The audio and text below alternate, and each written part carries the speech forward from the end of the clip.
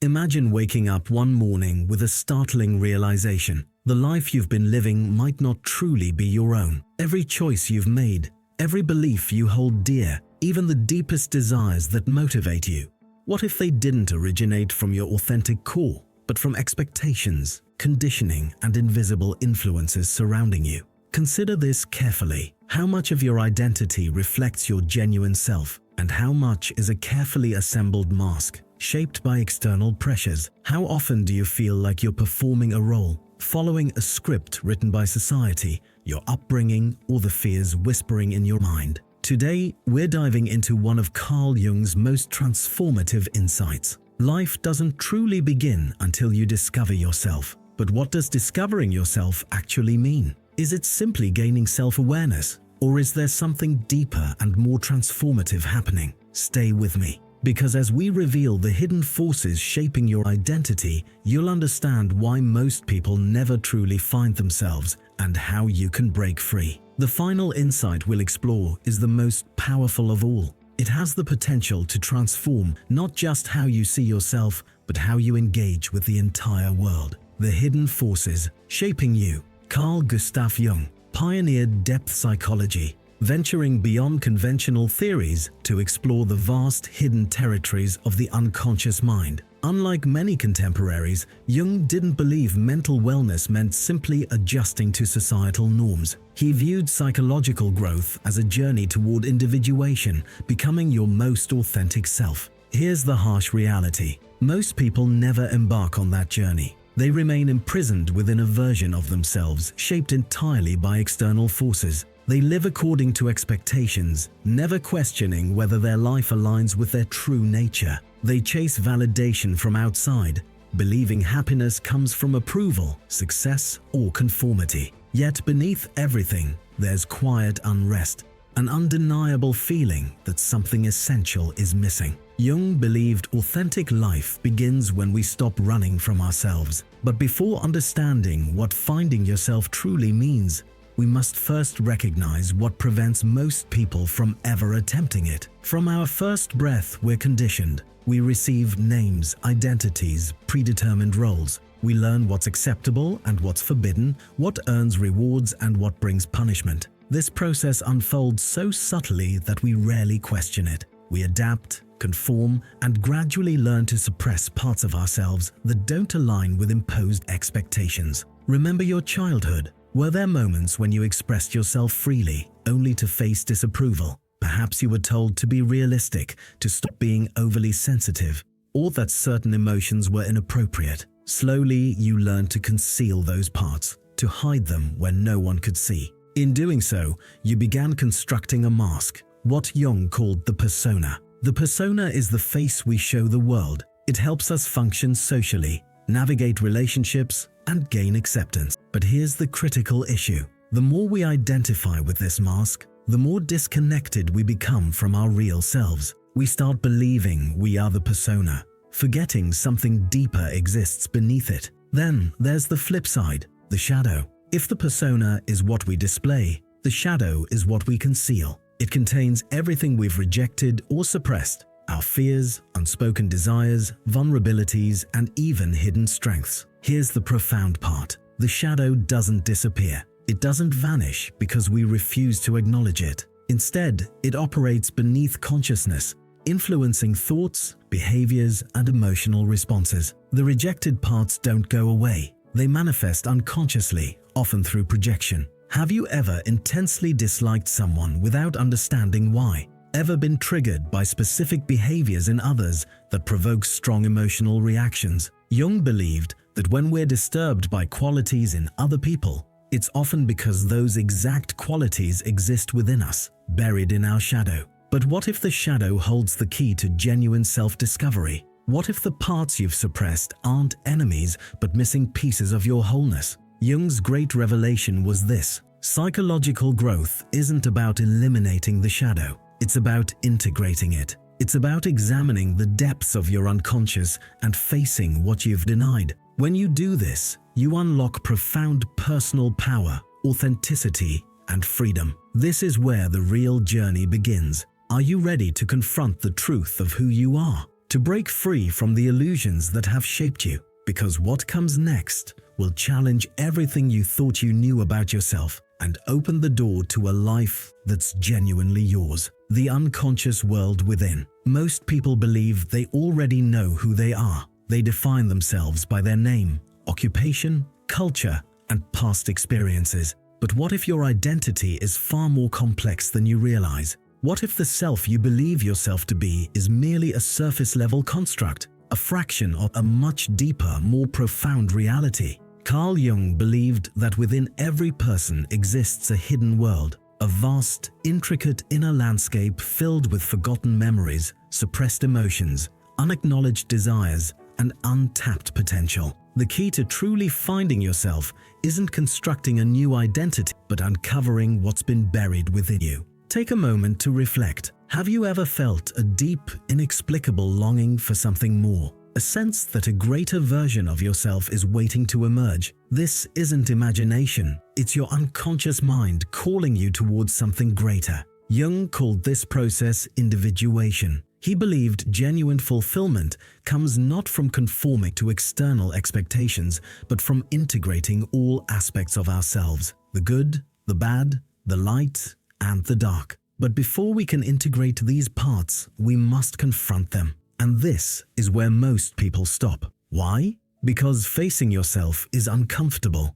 It requires examining aspects of your personality you've long ignored. It demands questioning long-held beliefs, challenging your fears, and confronting the inner conflicts that have shaped your life. Think about it. How often do we avoid silence? How often do we distract ourselves with work, social media, entertainment, anything that keeps us from sitting alone with our thoughts? This constant distraction isn't accidental. It's a defense mechanism, a way of avoiding the deeper questions lingering beneath the surface. But regardless of how much we try avoiding them, these hidden aspects don't disappear. They emerge in unexpected ways, through anxiety, self-sabotage, unfulfilling relationships, or persistent feelings of being lost. Jung believed our unconscious mind constantly speaks to us, but we've learned to ignore its messages. However, if we start paying attention, we begin noticing patterns. We see how our deepest wounds influence our choices, how our suppressed desires shape our behaviors,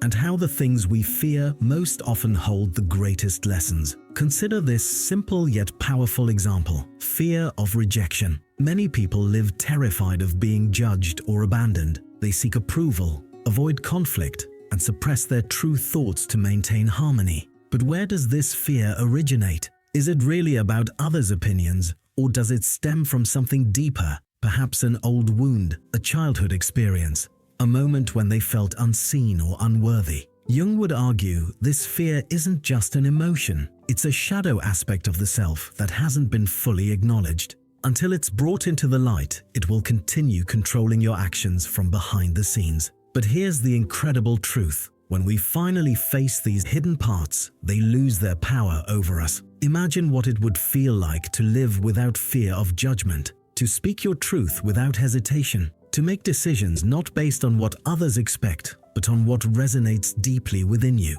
This is the power of individuation. It's not about becoming someone new.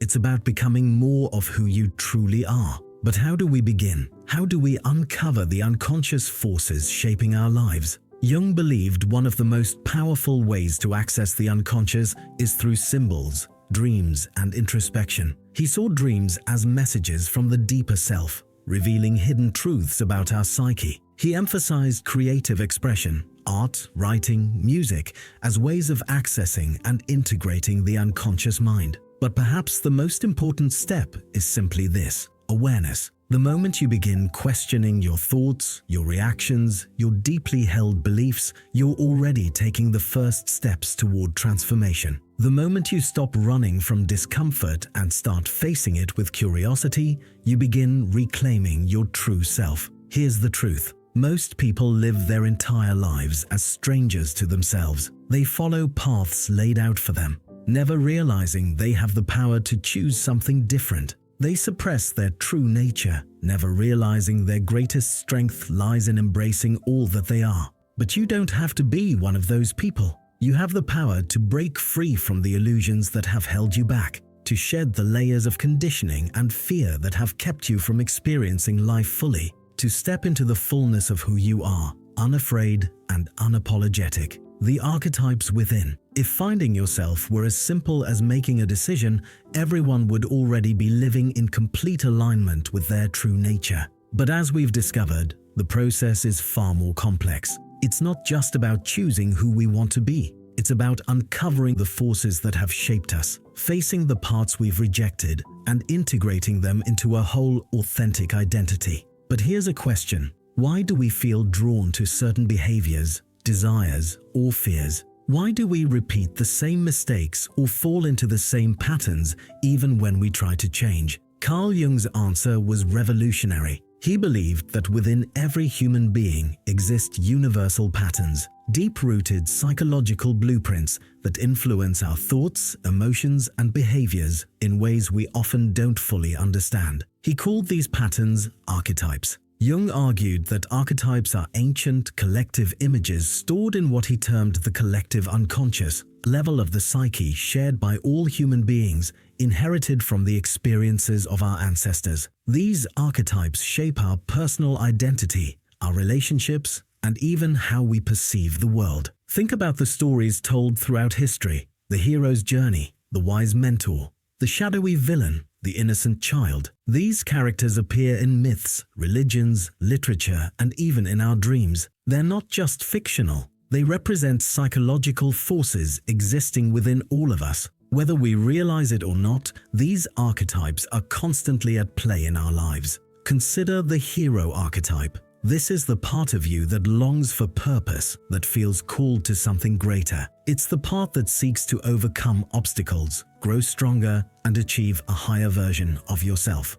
But this archetype doesn't exist in isolation. It's always accompanied by the shadow. As we discussed earlier, the shadow represents the repressed and hidden aspects of the self. It's the part containing your fears, your weaknesses, and even your untapped potential. In myths, the hero must confront the shadow, often symbolized as a monster, an enemy, or a great challenge, before they can truly evolve. Let's bring this into real life. Have you ever had a moment when you knew you needed to change, but something inside resisted? A time when you had the opportunity to step into a greater version of yourself, but fear, doubt, or self-sabotage held you back. This is the battle between the hero and the shadow playing out within you. The mistake most people make is trying to suppress the shadow instead of understanding it. But Jung believed true transformation happens when we integrate the shadow, not by rejecting it, but by learning from it. Let's say you struggle with self-doubt.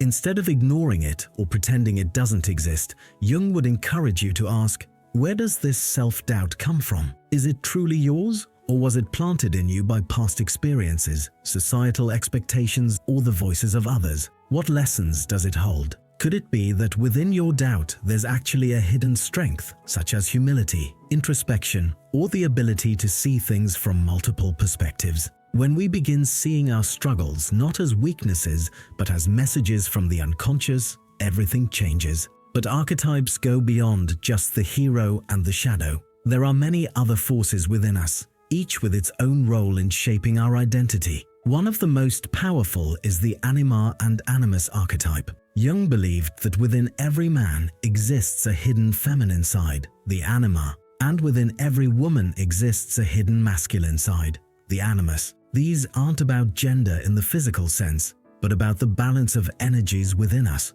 The anima represents intuition, emotion, creativity, and deep connection with the unconscious. The animus represents logic, structure, discipline, and assertiveness. When these two forces are in balance, a person feels whole. But when they're out of balance, inner conflict arises. For example, a man who rejects his anima may struggle with expressing emotions, fearing vulnerability as weakness. A woman who rejects her animus may struggle with asserting herself, feeling hesitant to take control of her own life. But when these energies are embraced rather than suppressed, they become a source of immense strength. This leads us to one of the most important truths Jung discovered. To find yourself, you must embrace all parts of yourself: the light and the dark, the masculine and the feminine, the known and the unknown. Individuation isn't about becoming something different. It's about becoming whole. the ultimate revelation. Throughout this journey, we've explored the hidden forces shaping your identity, the masks you wear, the shadow you suppress, and the archetypes influencing your thoughts and behaviors. But now we must confront the deepest illusion of all, the illusion of self. Most people go through life assuming their identity is fixed, that they are a single, unchanging self moving through time, shaped by memories and experiences. But Jung, along with many great philosophers and mystics, understood something radical. The self is not a static entity. It's fluid, ever-changing, and far greater than we've been led to believe. What if the version of you that you identify with right now is only a fragment of something much larger? What if the person you think you are is just one expression of a limitless consciousness that has been evolving for centuries, across lifetimes, through inherited wisdom and experience? Jung explored this idea through the concept of the self, not the small, ego-driven self that clings to labels and fears, but the true self, the totality of who you are beyond the illusions of identity. This realization is both liberating and terrifying, because it means that everything you've believed yourself to be, all the fears, the limitations, the stories you tell yourself, is not the full truth. It's merely a construct, a temporary framework built by the mind. And here's the most powerful truth of all. You are not just a single, isolated being moving through life. You are a vast, interconnected field of consciousness, carrying within you the wisdom of generations, the depth of the unconscious, and the potential for transformation that is beyond imagination. But if this is true, then why do we feel so limited? Why do we experience suffering, doubt, and fear? The answer lies in the ego. The ego isn't the enemy, it's simply the part of the mind that creates a sense of separation. It's the voice in your head that says, "This is who I am, and this is who I am not." It builds walls, defines borders, and keeps you tethered to familiar patterns. While the ego serves a purpose, it's also the greatest obstacle to self-discovery. Because in truth, you are not limited to a single identity. You are a being in constant evolution. And the moment you stop clinging to the idea of who you think you are, you unlock infinite possibilities. But how do you do this? How do you step beyond the illusion of self and into the fullness of your existence? Jung offered a path, one that requires courage, deep introspection, and a willingness to surrender everything you thought you knew about yourself. First, embrace the unknown. Most people fear the unknown because it represents uncertainty. But the unknown is where growth happens. It's where transformation occurs. When you stop resisting the mysteries within you and instead lean into them with curiosity, you begin to see the world and yourself with new eyes. Second, release attachment to labels. You are not just your name. You are not just your job, your past, or your personality. You are something far beyond definition. When you let go of rigid identities, you create space for something greater to emerge. Third, listen to the unconscious. Your dreams, your instincts, your deep intuitions, they're not random. They're messages from the self, guiding you toward wholeness. The more you tune in, the more you'll begin to recognize patterns, synchronicities, and signs that lead you toward your true path. And finally, surrender to the process. Finding yourself is not a destination. It's not something you achieve and then forget about. It's an ongoing journey, an unfolding of deeper and deeper layers of truth. And here's the ultimate revelation. You were never truly lost. You have always been here. The self you've been seeking has been within you all along, waiting to be remembered. So now the choice is yours. Will you continue living as a fragment of who you truly are, bound by old fears and illusions? Or will you step forward into the unknown, embracing the vast, limitless being that you were meant to become? Because life does not truly begin until you find yourself. And now you know the way. Thank you for joining me on this journey.